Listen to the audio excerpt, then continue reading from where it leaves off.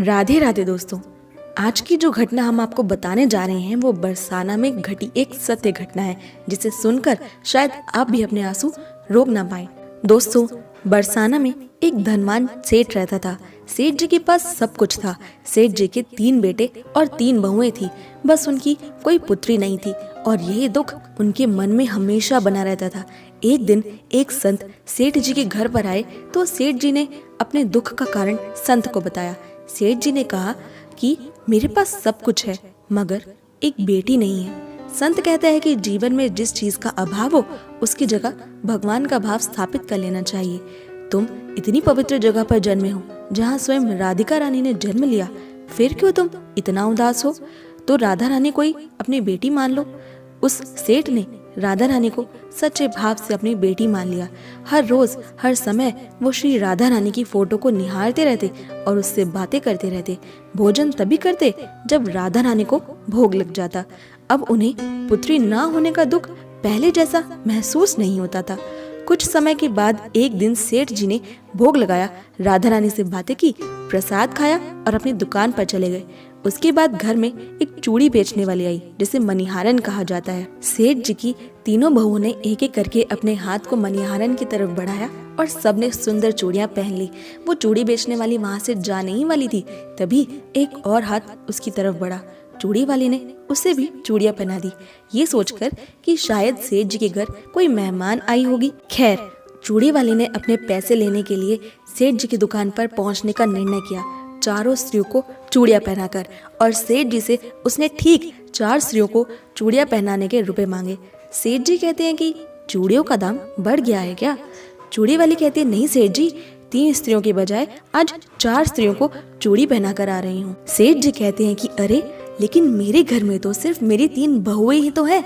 और सिर्फ 3 स्त्रियों के चूड़ी के पैसे देकर मणिहारन को वहां से जाने को कहा। मणिहारन खैर 3 स्त्रियों के चूड़ी के पैसे लेकर ही वहां से चली जाती है। सेठ जी इस बात को भूल गए। वो घर आए और श्री राधा रानी को भोग लगाया और सो गए। जब वो सो गए तो उनके सपने में राधा रानी आई। राधा रानी बेहद उदास थी। राधा को अपनी बेटी मान चुके सेठ जी ने पूछा कि पुत्री, तुम्हारी उदासी और मायूसी का क्या कारण है? तब वो कहती हैं कि पिताजी, आज घर पर चूड़ी पहनाने चूड़ी वाली आई थी, मैंने भी उसे चूड़ी पहनी, लेकिन आपने सिर्फ अपनी 3 बहुओं का ही मोल चुकाया, अपनी बेटी का नहीं। वो कहती हैं कि ऐसी क्या मजबूरी आ गई थी पिताश्री कि 4 चूड़ी के लिए आप मुझे भूल गए? ये सुनकर सपने में ही सेठ जी की आंखों से आंसुओं की धारा बहने लगी। राधा रानी ये बोलते बोलते सेठ जी के सपने में ही फूट फूट कर रोने लगी थी। और सेठ जी जैसे ही अगली सुबह होती है, सबसे पहले चूड़ी वाले के घर पहुंचते हैं और चूड़ी वाले से बोलते हैं कि तुम्हारा भाग्य कितना अच्छा है, तुम धन्य हो चूड़ी वाली। चूड़ी वाले को कुछ समझ नहीं आया। सेठ जी बोले कि मैंने राधा रानी को अपनी बेटी माना, लेकिन अभी तक उनके दर्शन नहीं हुए और तुमसे वो खुद चूड़ी पहनने आ गई। सेठ जी ने उसके चरणों में सोना चांदी सब रख दिया और कहा कि तुम्हें जो मोल चाहिए ले लो, और बहुत जोर जोर से रोने लगी। चूड़ी वाले की आंखें भी भर आई और उसने कहा कि जब मैंने स्वयं राधा रानी को चूड़ी पहना दी तो भला इससे बड़ा मैं क्या मूल्य किसी से लूं। दोस्तों, इस कहानी के पीछे का भाव बेहद गहरा है। हम अक्सर मजाक मजाक में या कई बार समाज को दिखाने के लिए ये बोल तो देते हैं कि हम भगवान को अपना प्रेमी, पति, पिता, पुत्री इत्यादि मानते हैं, लेकिन क्या सत्य में हम उन्हें अपने जीवन में वही स्थान देते हैं जो कि हम अपने अन्य रिश्तों को देते हैं, या फिर हम जो रिश्ता उनसे मानते हैं? और यही हुआ सेठ जी के साथ। सेठ जी बोलते तो थे कि वो राधा रानी को अपनी पुत्री मानते हैं, लेकिन जब असलियत में एक ऐसी स्थिति बन पड़ी जब हमारी भोली से राधा रानी खुद उनकी बेटी के रूप में उनके घर चूड़ी पहनने चली आई, तो वो इस बात को समझ ही नहीं पाए।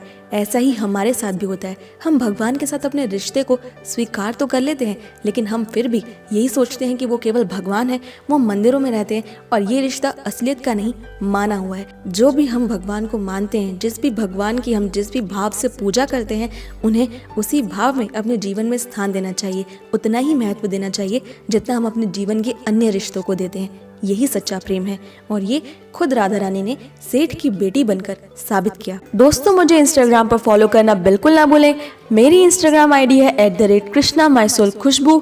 अपनी इंस्टाग्राम आईडी का लिंक मैंने डिस्क्रिप्शन में दे दिया है और यहाँ आपको जानने को मिलेंगे कान्हा के जीवन से जुड़े बेहद अद्भुत छोटे छोटे तथ्य और बेहद खूबसूरत कोट्स। आपको कैसी लगी ये वीडियो हमें कमेंट करके जरूर बताएं और अगर आपको ये वीडियो पसंद आई तो इसे लाइक, शेयर और हमारे चैनल को सब्सक्राइब करना बिल्कुल भी ना भूलें। कान्हा से जुड़ी सबसे खास जानकारी को पाने के लिए मैं मिलती हूँ आपसे अगली वीडियो में। तब तक के लिए stay happy and Radhe Radhe.